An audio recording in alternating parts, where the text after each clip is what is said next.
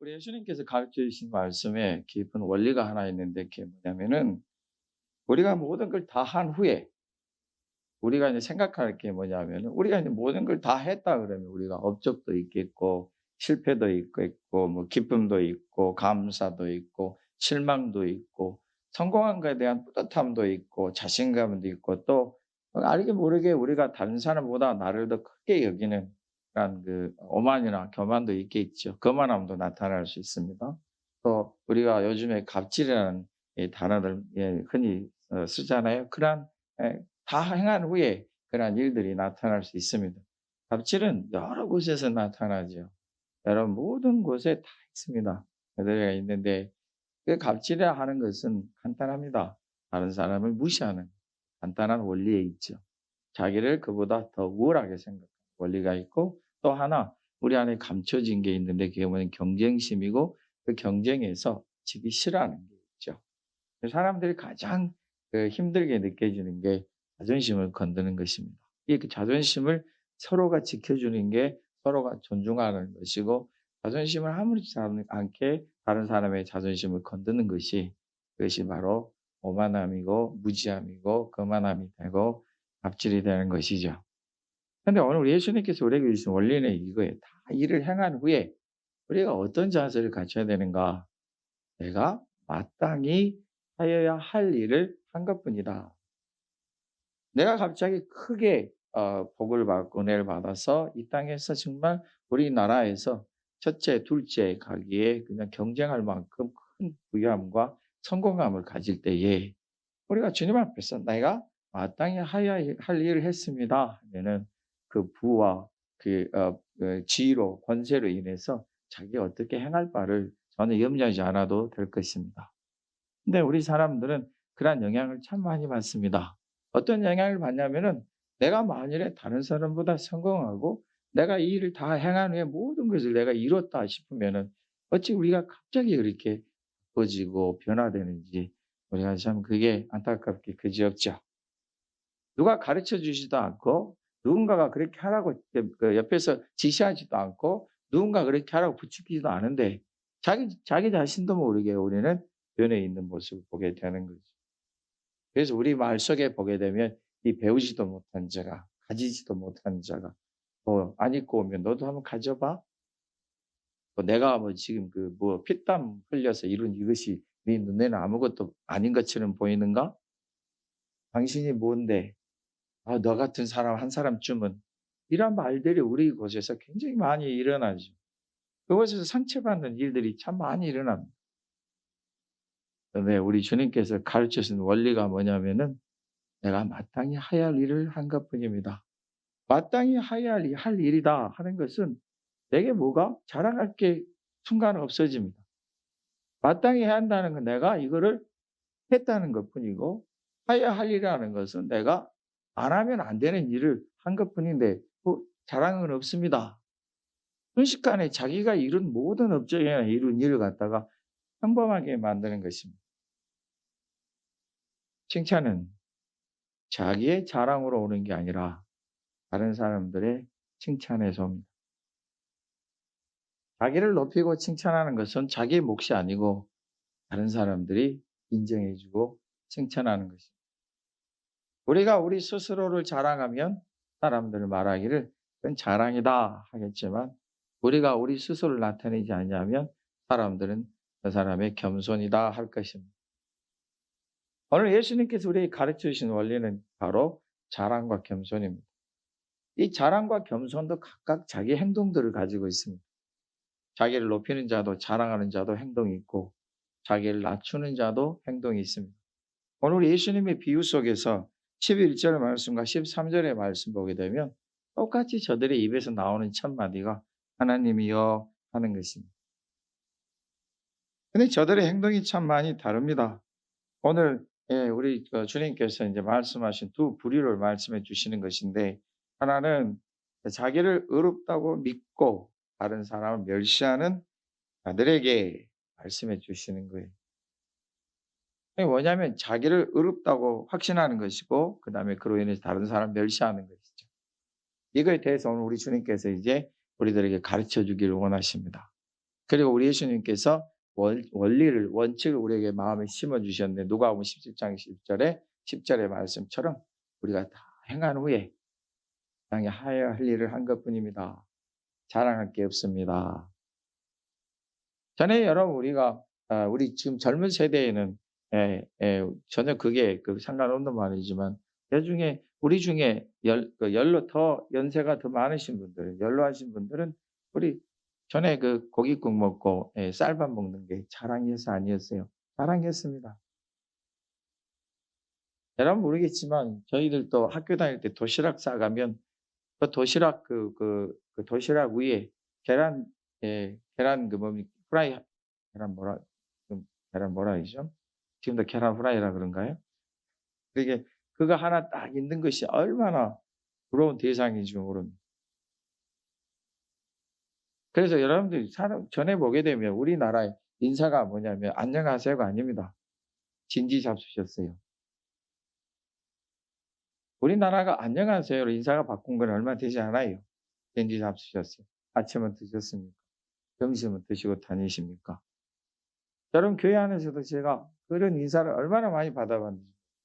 아이고 전도사님 점심은 드시고 다니세요? 식사는 하셨어요? 아침은 드시고 나오셨어요? 인사가 그럽니다. 사람들이 저를 보면은 못 먹고 다니는 사람인 줄 아는가 봐요. 여러분 요즘에 제가 여러분들 눈앞에 배도 나오고 뭐 뚱뚱해지고 그렇다고 얘기를 하는데 참 나보다 더 날씬한 분이 목사님 배 나왔어요. 그러면 제가 그래요. 근데 내 보기에는 자기나 나는 별반 다를 바 없는데 목사님 배 나왔으면은 참 그게 우습지 않겠어요? 그때 그러한 인사를 받을 때만 해도 제 허리가 25인치였으니까 얼마나 뻣뻣하겠습니까? 한 번은 여전도에 회의하라고 해서 뒤에 가만히 서 있는데 뒤에 앉은 권사님이 막 배꼽을 잡고 웃어요. 왜 웃냐고 했더니 자기 여전대 회원 중에 아들이 자기 엄마 찾으러 온 줄 알았대요. 그러면 그 인사가 그거예요. 저만 보면 진짜 식사하시고 다니세요? 점심 드셨어요? 이런 인사예요. 그렇다고 밥을 사준 사람은 한 사람도 못 봤어요. 여러분 우리의 인사가 하여야 할 일을 한 것뿐이다. 내가 하여야 할 일인 것뿐이다. 그러니 뭔가 자랑할 게 아무것도 없어요. 다른 사람에게 뭔가를 기대하는 게 아니라 자기가 해야 할 일을 한 것뿐이니까 뭔가 또 할 일이 생기는 거예요. 여러분 이러한 얘기가 있죠. 어떤 성공한 사람이 자기 시골에 방문했는데 참 아주 멋있는 자가용을 승용차를 타고 갔는데 이제 둘이 내려서 자기 동네를 이제 자기가 고향이니까 태어났던 그곳에 딱 돌아보는데 동네 사람들이 자기한테는 인사는 안 하고 자기 운전기사에게 막 인사를 하더래. 왜 그런가 했더니 이 사장은 그냥 덜덜하게 옷 입고 다니고 이 기사는 아주 말끔하게 옷 입고 다니니까 사람들이 그리 생각했겠죠. 이 사람의 주관이 그거예요. 자기 운전하는 운전자는 말끔해야 한다고. 자기는 뭐 그냥 털털하게 다녀도 뒷자리에 앉아 가고 다니니까 상관이 없다는 거죠. 얼핏 보면 이해가 안 되는 생각이잖아요. 거기에 마땅히 해야 할 일을 한 것뿐입니다 하는 원리가 있는 거예요. 성경은 주변에서 옵니다.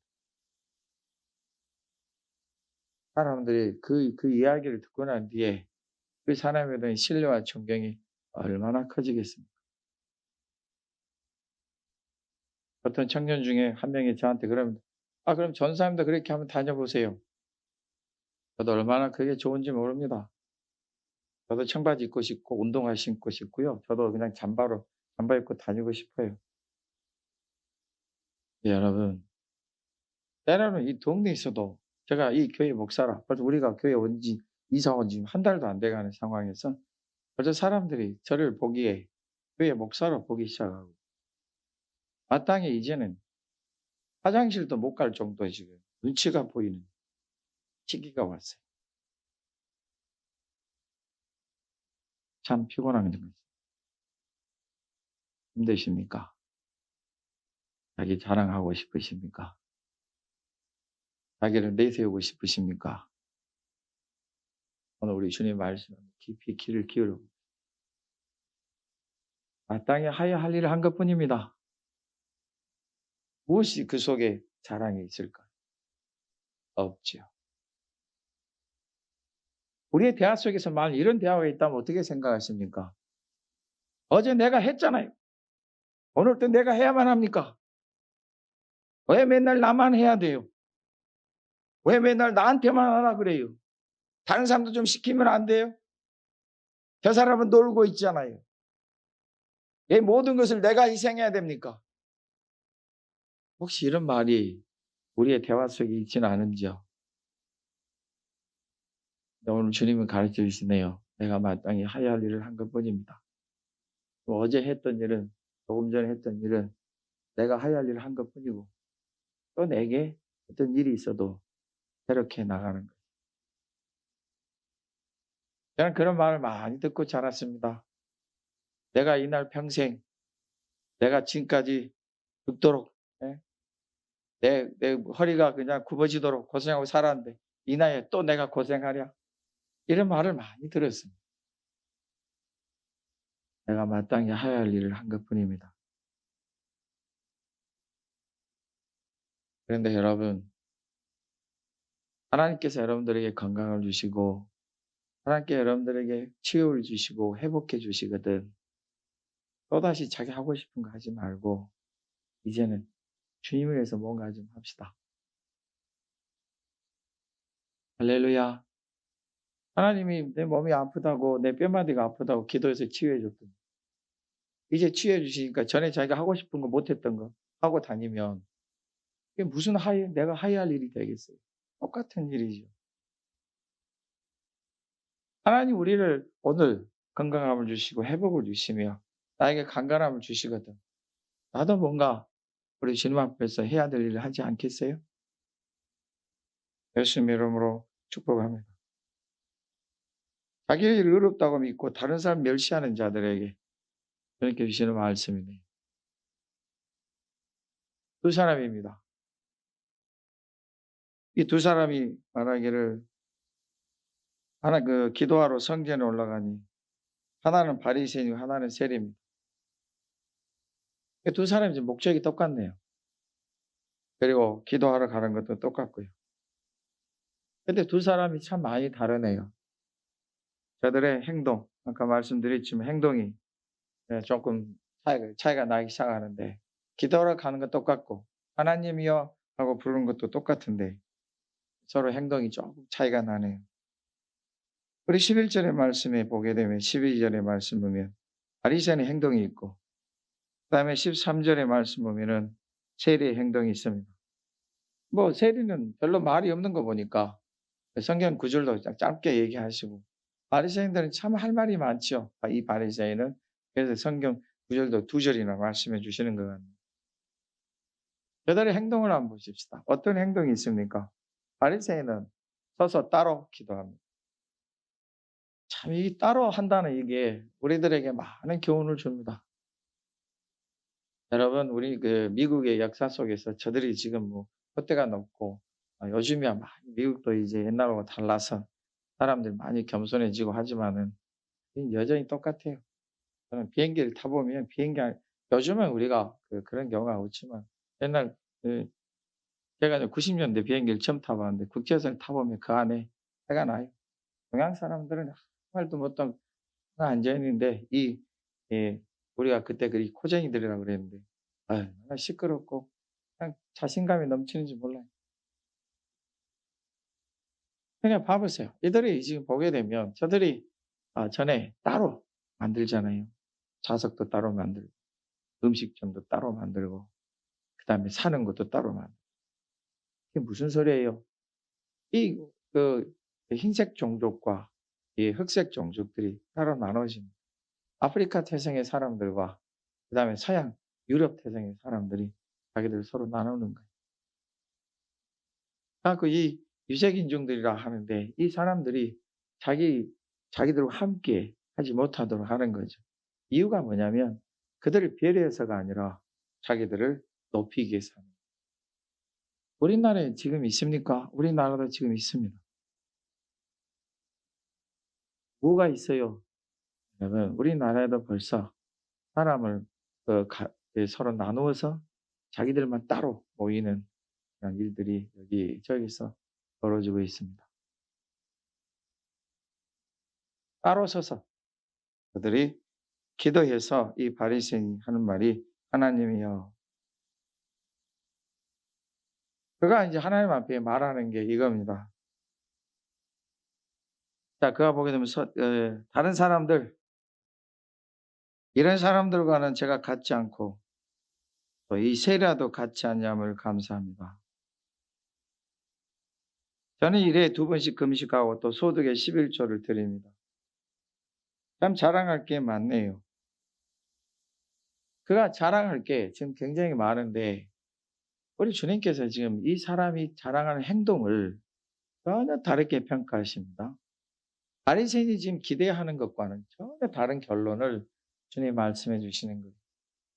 왜냐하면은 아까 누가복음 17장 10절의 말씀 비춰보면은 이 사람의 행동이 지금 전혀 맞지를 않아요. 자기가 마땅히 해야 할 일을 한 거예요. 금식기도 한 것도. 일에 2번 금식한다는 것은 바리새인들의 그 자기들의 습관 중에 일주일에 꼭 2끼는 금식을 해야 돼요. 이틀이 아니에요. 2끼예요. 그래서 월요일 날 점심 하든지 금요일 날 저녁 하든지 꼭 해서 일주일에 2번 끼니 금식을 해야 돼. 그것도 되게 쉬운 일은 아니에요. 일주일에 한 번씩 여러분 끼니 금식 어마어마하게 힘듭니다. 전에 저희 청년 때에 3일 5일 일주일 금식하는 거 우리가 되게 힘들고 싫어하니까 때를 냈어요. 일주일을 금식해야 되겠다 그러면은 일주일에 한 번씩 7주 동안 하는데 이게 차라리 그냥 일주일에 하는 것보다 훨씬 어렵습니다. 다음에는 이제 3주째 하고 나면 4주째부터는 아예 이제 두려움과 걱정이 생겨서 밥도 맛도 없어요. 하루를 금식을 해야 되니까. 참 자랑할 게 되죠. 힘들고 어렵게 했으니까. 근데 우리 주님이 말씀하시기를 누가복음 17장 10절 내가 마땅히 해야 할 일을 한 것뿐입니다. 이래 해버리면 말할 게 아무것도 없어요. 제가 11절을 합니다. 또 말할 게 없어요. 내가 하나님의 은혜 가운데서 참 내가 삶을 곧바로 잘 삽니다. 다른 사람들이 저 예수 믿으려면 저 사람같이 믿어야지 이 정도로 인정받고 삽니다. 근데 그 자체가 내가 마땅히 해야 할 일을 한 것뿐이에요. 그러니까 자랑할 게 없어집니다. 그런데도 자랑을 한다면은 이게 무슨 일일까? 우리가 마태복음 6장 1절 4절 말씀 주님께서 말씀하시기를 사람의 영광을 구하고자 하는 사람들은 자랑한다. 하나님께서 주시는 귀하신 은혜나 그 복되게 하심이나 하나님께 하고자 하는 사람들은 그냥 마땅히 해야 할 일을 한 것뿐이기 때문에 할 말이 없어요. 근데 사람으로부터 뭔가 영광을 바라고 사람들에게 뭔가 칭찬을 얻고자 하는 사람들은 자랑을 한다. 여러분 지금 굉장히 심각하지 않아요? 사람에게 뭔가 영광을 받고 사람에게 뭔가 칭송을 받고 칭찬을 받고자 한다면은 자기를 자랑한다는 것입니다. 선거철만 되면 이 원리가 얼마나 딱 들어맞는지 몰라요. 저는 그렇게 겸손한 사람들을 세상에서 만나보질 못해요. 선거철만 되면. 여러분, 얼마나 저들이 겸손하게 절을 하고 얼마나 그 얼굴이 간절하게 상대방의 두 손을 꼭 잡으면서 요즘은 그냥 이렇게 인사를 하지만은 꼭 잡으면서 그렇게 얘기합니다. 그리고 그 다음에 그가 당선된 뒤에는 이제 여지없이 나타나는 게 그건 내가 다르다. 하나님이 사랑하신 백성된 여러분들이야. 사람에게 영광을 구하시려고 한다면 얼마든지 자랑하셔도 됩니다. 그러나 하나님 주신 은혜와 그 신복 가운데 이루가길 원하신다면 내가 마땅히 해야 할 일을 한 것뿐입니다. 하고 뒤로 던지십시오. 그리고 주님만 보고 가십시오. 그 길에 하나님 주신 놀라우신 인정하심과 이루심이 있게 될 것입니다. 여러분, 두 번째 사람의 한번 행동을 보십시다. 이 세리가 있습니다. 이 사람의 그 행동은 참 많이 다르네요. 이 사람의 행동 속에 있는 것은 딱 두 가지입니다. 하나는 고백이고 하나는 은혜를 구하는 것입니다. 그의 고백이 무엇입니까? 그가 하는 행동이 가슴을 치며 멀리 있어서 감히 눈을 들어 하늘을 쳐다보지도 못하고 다만 가슴을 치며 하나님이여 불쌍히 여기소서. 여러분, 예수님께서 지금 이 비유의 말씀에서 극과 극을 가지고 오셔서 너무 극적으로 대조시키신 거 아닙니까? 이런 얘기를 하신 분들이 있습니다. 맞습니다. 어떻게 보면 우리의 삶 속에서 이러한 일이 자주 일어나지 않는 것이라고 말할 수도 있겠지요. 그러나 오늘 우리 주님께서 가르치시는 것은 딱 한 가지입니다. 이 세리를 보십시오. 사람들이 이 세리를 향해서 손가락질합니다. 근데 그가 그 모든 것에 있어서 핑계하지 않아요. 내가 너보다 못한 게 뭐냐? 나도 내가 살려고 그런 것이지. 우리나라의 오랜 일제 암흑기의 암울한 시기 지난 다음에 지금까지도 그들 중에 세력을 잡고 부를 가지고 이 땅을 혼란케 하는 이들이 아직도 있습니다. 시기가 지나면 지날수록 저들은 또다시 다른 색깔로, 다른 모습으로, 다른 모양으로 나와서 저들을 계속 유지하려고 합니다. 그리고는 저들은 다른 사람과 다르다는 것입니다. 이 세리는 다른 사람과 다르기를 원하는 게 아닙니다. 자기가 다른 사람보다 더 낫기를 원하는 것도 아닙니다. 이 사람은 다른 사람보다 자기가 못하다고 생각하는 것도 아닙니다. 단지 하나님 앞에서 자기를 보니 자기는 이제 인생의 실패자고 이룬 게 없습니다. 그저 달려왔는데 그저 수단 방법을 가리지 않고 로마의 치하 아래서 자기 얻을 바를 얻고 살았는데 이제 아무것도 없으니 안타까울 뿐이고 사람들에게 자기를 하소연하고자 하는데 받아주는 자가 없습니다. 그래서 그가 하나님 앞에 나와 말하기를 저는 이제 방법이 없습니다. 저를 용서하시고 은혜 주십시오. 누군가 말하겠지요. 저 파렴치한 족, 저 염치도 없는 족, 어떻게 이제 뻔뻔하게 나와서 이제서야 하나님 앞에 은혜를 구하고 그렇게 할까? 그러나 여러분, 우리는 세리 중에 한 사람을 압니다. 삭개오란 사람을 보십시오. 하나님의 은혜를 구하는 사람, 하나님 앞에서 자기를 새롭게 하기를 원하는 사람, 하나님의 귀하신 은혜 가운데서 자기를 고백할 수 있는 사람, 그 사람은 하나님의 뜻을 찾습니다. 하나님이 원하신 걸 찾습니다. 그가 하는 말이 내가 만일 다른 사람에게 빼앗은 것이 있으면 4배로 내 재산의 절반을 넣어서 나는 자들에게 주겠습니다. 너무 가만히 앉아서 이 말씀을 보다가 계산을 해봤어요. 도대체 그러면 삭개오에게 남은 게 뭐가 있을까? 없어요. 자기가 부유하게 된 게 그게 빼앗은 건데 4배나 갚아주면 아무리 재산이 증식됐다고 자기 평생에 2배라면 이해하겠지만 4배까지 증식이 되기는 참 힘들 거고 또 절반을 갖다가 미리 딱 떼어서 가난한 자들 위해 구제하도 썼으니 나머지를 가지고 해결해야 되는데 자기는 이제 뭘 취하겠다는 것입니다. 하나님의 은혜를 구하다 보면은 나에게 자랑할 게 없고 오직 하나님 앞에서 나는 은혜 받는 사람이구나 하는 것을 알게 됩니다. 결국 여러분, 이 두 사람의 차이는 간단하네요. 한 사람은 사람의 영광을 구하는 사람이고 한 사람은 하나님의 은혜를 구하는 하나님의 은혜를 구하여 가는 사람들은 성경에서 분명히 우리에게 약속해 주십니다. 살아계신 하나님을 믿으십니까? 하나님 주권을 믿으십니까? 어떻게 보면 우리의 마음에 불안함이 있습니다. 염려가 있습니다. 내가 하나님의 은혜만을 구하여 가고 하나님 뜻대로 살고 하나님 말씀대로 살아간다면 정말로 내가 원하는 게 있을까? 내가 정말로 얻을 수 있을까? 그러나 변할 수 없는 한 가지 사실은 우리 하나님은 영원하시고 살아계시며 함께 하시고 여러분의 목소리를 들으신다는 것입니다.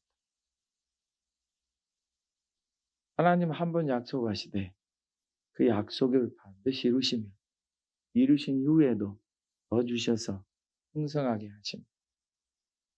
우리 예수님이 판결을 내리셨습니다. 저 바리새인은 없다. 저 세리는 의롭다 하심을 받고 그의 집으로 내려갔다. 그의 집으로 내려갔다는 뜻은 이 성전이 예루살렘 언덕 위에 있기 때문에 예루살렘은 좀 언덕진 곳에 있어서 성전으로 가려면은 좀 올라가야 돼. 그리고 다윗성이나 궁궐에 가려면 그 꼭대기에 있기 때문에 전에 오랜 중세 시대나 고대 사회는 약간 좋은 그 중요한 성은 다 언덕 위에 만들어놨죠. 그래서 제가 내려갔다. 내려갔다는 속에 얼마나 평강과 평안과 약속이 있는지 하나님께서 인정하신 것이죠. 주님이 결론으로 말씀하십니다.